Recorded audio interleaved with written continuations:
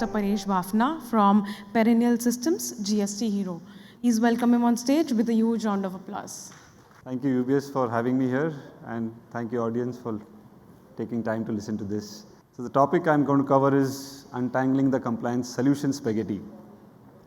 Who's controlling who, and in all how many directions is the question we've been listening to so many speakers since morning.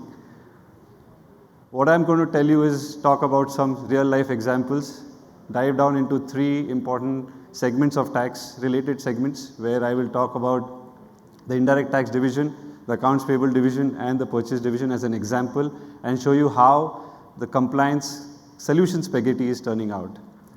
Simple first line, when an indirect tax team or division works out, there are a list of activities that the indirect tax team has to do. Most of these activities are connected to certain solutions. These solutions are connected to certain ERP systems, and they are doing it on day-on-day basis.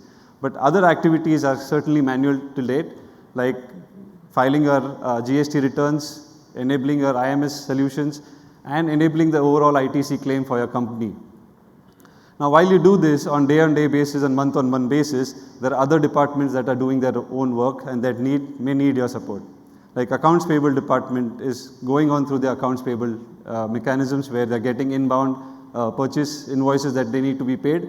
They need to have their own due diligence and audits on which they will carry out their accounts payable work.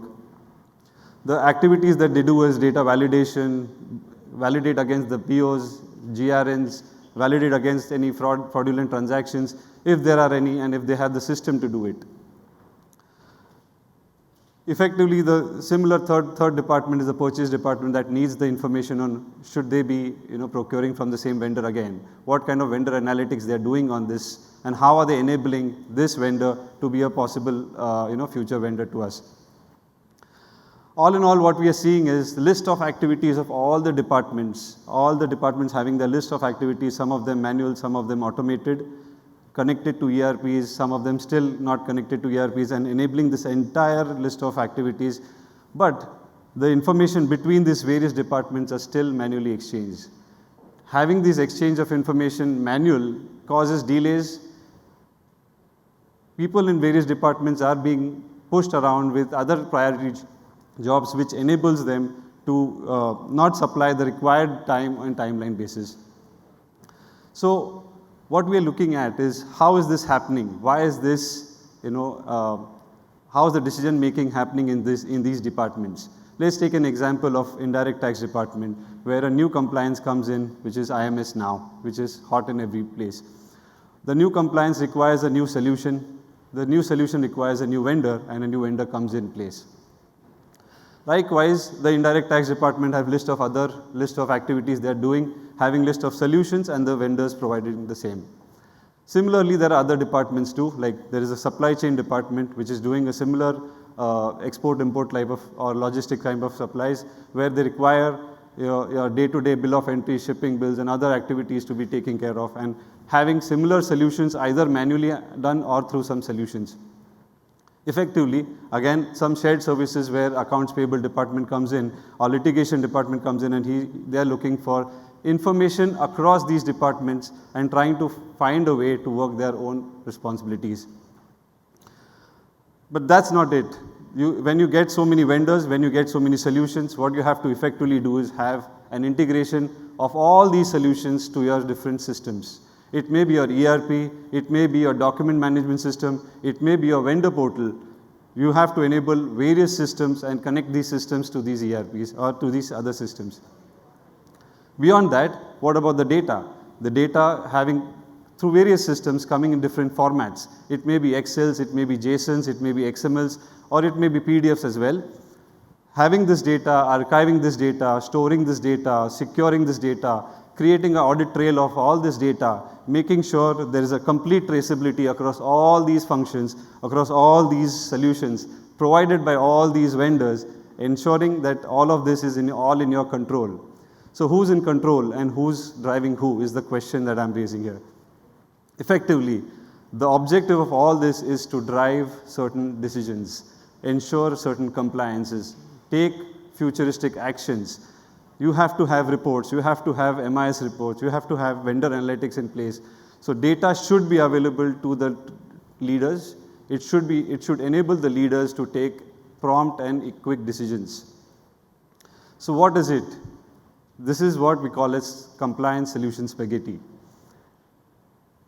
Multiple compliance needs met by multiple disconnected solutions provided by multiple vendors. And this is causing the entire system to require a certain interconnectivity that is still missing.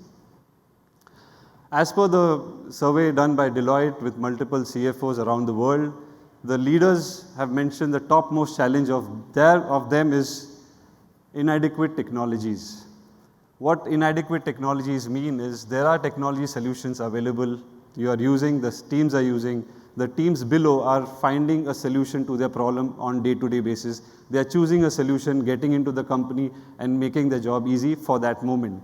But what it really is driving to the solution spaghetti, where every task is having a different solution, is having a different independent mechanism to do that. But at the end of it, the leader who is at the top of it is missing out on the inadequateness because of the inadequate technology. There are further votes that they have given, but inadequate technology has been the topmost. What this causes effectively is operational inefficiency and compliance risk, because everybody is looking at it at its own silo mechanism. A GST return filing is looking at it only from the GST return filing perspective, and accounts payable is looking from the accounts payable perspective. But if the information does not exchange between the two departments, it is going to create an inefficient operation. Financial planning and decision making constraints. The leaders at the top are enabled to gather the required information from various sources, enabling the financial planning and decision making. And effectively data complexity, because data is stored in multiple sources, in multiple formats, in multiple duplications that you see with all these systems, it is going to create a data complexity and visibility in handling them. So what is a new approach? A new approach is multiple compliance needs met by multiple interconnected solutions provided by an AI-enabled ecosystem. So an ecosystem is effectively a system that enables. So I'll get back to the same example, that an indirect tax team having all these functions, driving all these mechanisms, where if you're filing a GST return, is the system talking to other systems, reconciling with other systems automatically and giving out a flagged information that, okay, these are the anomalies in your return filing, please rectify it today, otherwise you'll find a litigation coming in your way. So these are the intelligence. These are the kind of reportings that are missing today to the user, because the question is who's driving who? Is the user driving the system or the system driving the user?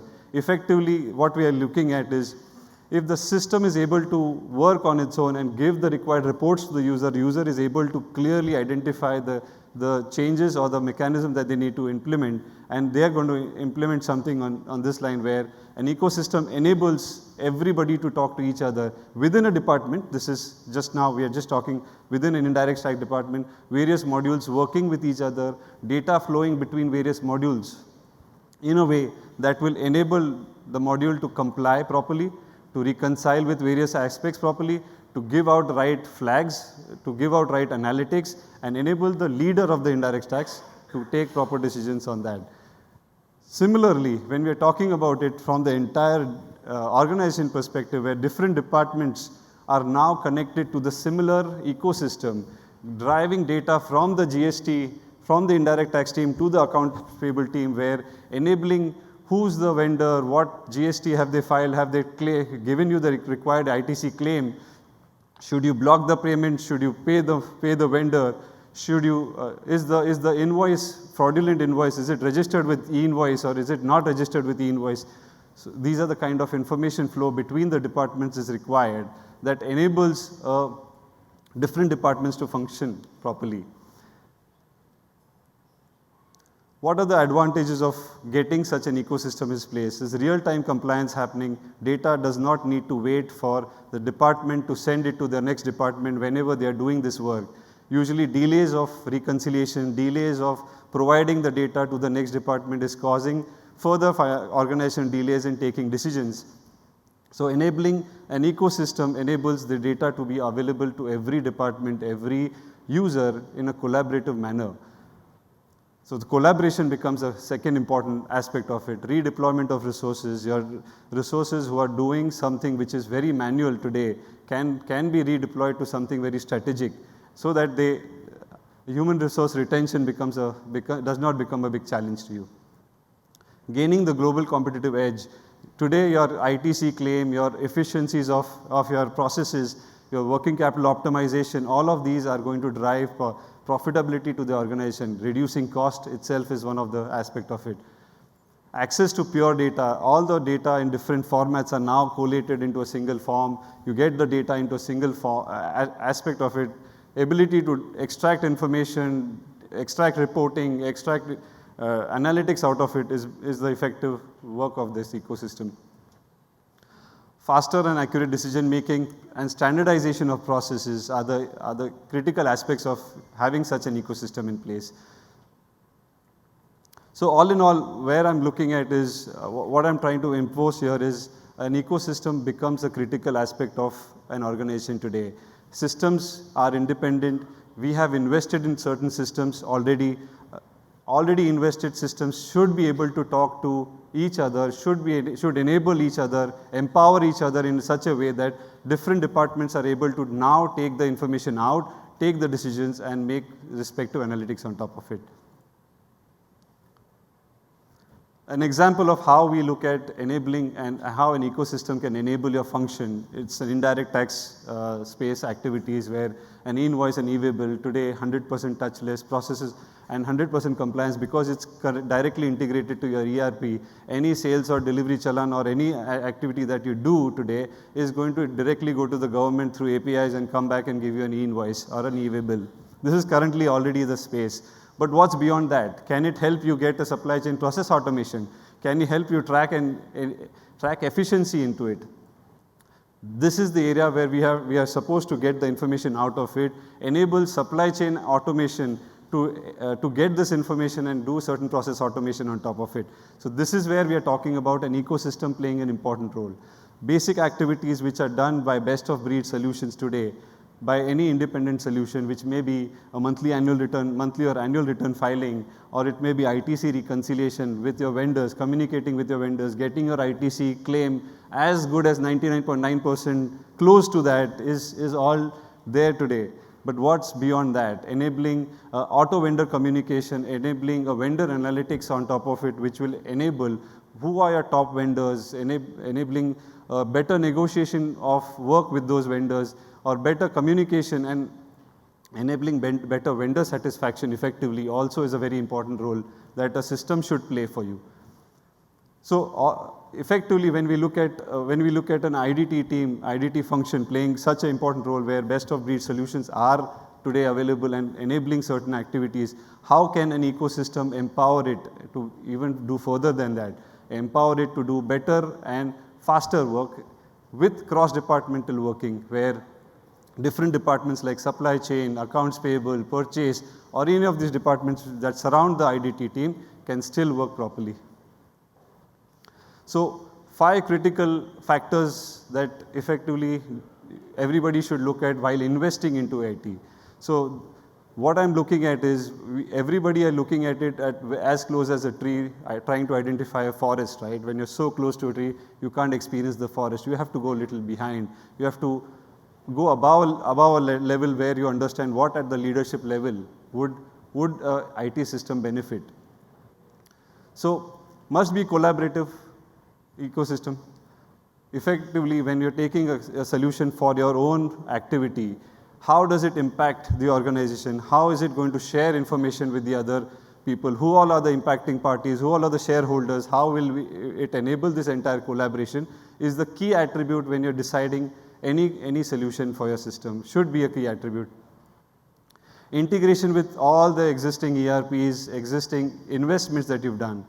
Your existing IT investments should not go wrong. Can you enable integration with those IT infrastructures is the criticality of this. Customized workflows for high adoption. Every company or enterprise has its own workflows. They want their own workflows to be enabled. can this ecosystem or can these IT system enable such adoption of higher customizable workflows? Bring business and regulatory thought leadership in place. How is this driven?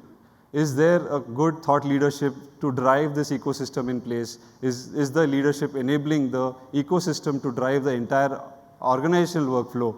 That is where we have to ensure while choosing this. And effectively have a very direct and dedicated support system in place.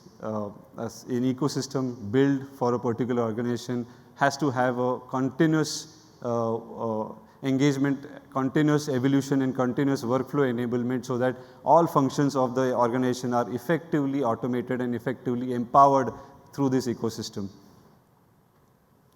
So all in all about us, we are a company, Perennial Systems is a company, GST Hero is the product. We are into transforming nations through compliance automation framework.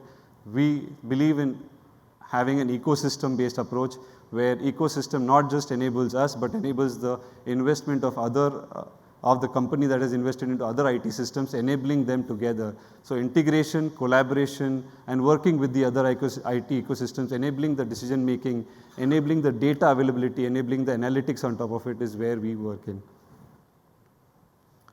So this is all about us. Any questions for me?